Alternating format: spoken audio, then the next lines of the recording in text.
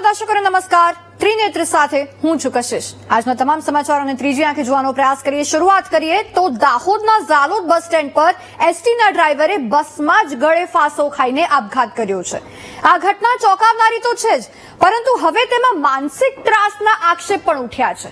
ત્યારે સવાલ એ થાય છે કે શું માનસિક ત્રાસથી એસટી ડ્રાઈવરે આપઘાત કર્યો?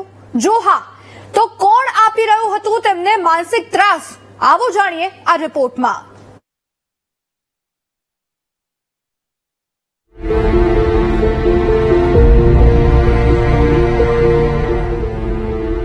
એસટી બસના ડ્રાઈવરોની જિંદગી વિશે બધા જ જાણે છે.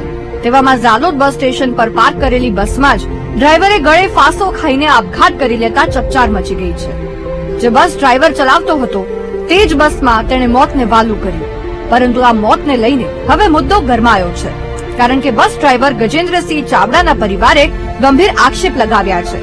જે આક્ષેપ પ્રમાણે ગજેન્દ્રસિંહ ચાવડાને જસદણ ડેપોના મેનેજર દ્વારા માનસિક ત્રાસ આપવામાં આવતો હતો અને આ જ કારણે કંટાળીને તેણે આ પગલું ભર્યું છે.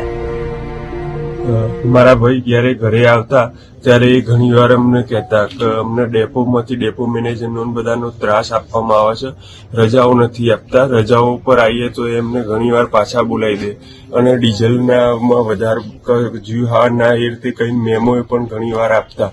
એ રીતનું ડેપો મેનેજરને ત્યાં ત્રાસ આપતા હતા, શારીરિક અને માનસિક. અમારા ભાઈ રજા લઈને ઘરે આવેલા હોય તો એ પણ પાછા બોલાવી લેતા, કે છે ડ્રાઈવરો નથી, આમ નથી, તેમ નથી, કઈ પાછા બોલાવી લેતા હતા એમને. કયા રૂટની ગાડી ચલાવતો? એ રોજ અલગ અલગ નાઇટો મૂકતા હતા. અમને તો એવું પણ જાણવા મળ્યું કાલે 12:30 એ નોકરી પૂરી કરીને આવ્યા ને સાંજે 5:30 તો એમને આ 300-400 કિલોમીટરનો રૂટ આપી દેવામાં આવ્યો.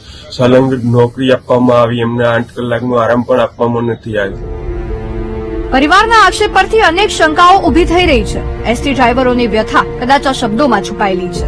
અહીં આપને એ પણ જણાવી દઈએ કે ગજેન્દ્રસિંહ ચાવડા જસદણ ડેપોમાં નોકરી કરે છે. જસદણથી ઝાલોદના રૂટની બસ તે ચલાવે છે. 16 તારીખે જસદણથી ઝાલોદ પહોંચ્યા પછી આપઘાત કર્યો અને હવે તેના મૃત્યુ પછી પરિવારજનોએ જસદણ ડેપો મેનેજર પર ગંભીર આક્ષેપ લગાવ્યા છે. તેવામાં મેનેજર પર લાગેલા આક્ષેપોનું સત્ય જાણવા માટે અમે ખુદ મેનેજરને મળ્યા. તો સાંભળો તેઓ શું કહે છે. એ આક્ષેપો તદ્દન ખોટા છે, કારણ કે એ ડ્રાઈવર જે ભાઈ છે એ જયારે એસટીમાં ભરતી થયા ત્યારથી જ જસદણ ડેપો ખાતે જ ફરજ બજાવે છે. 2021 થી હાલી ફિક્સ પગારમાં ફરજ બજાવતા હતા અને એ જયારે જોઈન્ટ થયા એસટીમાં ત્યારથી જ આ ડેપો ખાતે જ છે, નથી એમની કોઈ બદલી થઈ.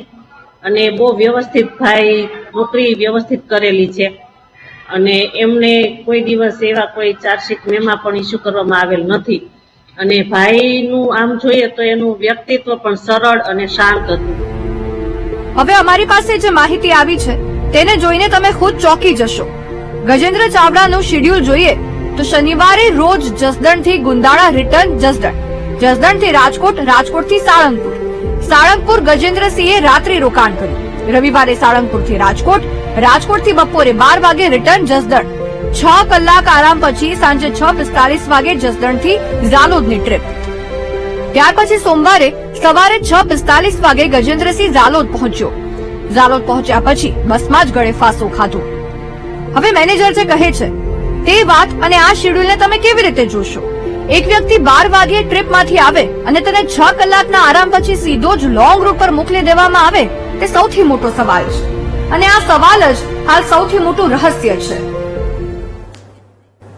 આ કેસમાં હાલ ઝાલોદ પોલીસ તપાસ તો કરી રહી છે અને બસ ડ્રાઈવરના આપઘાત પાછળના કારણો શું હોઈ શકે?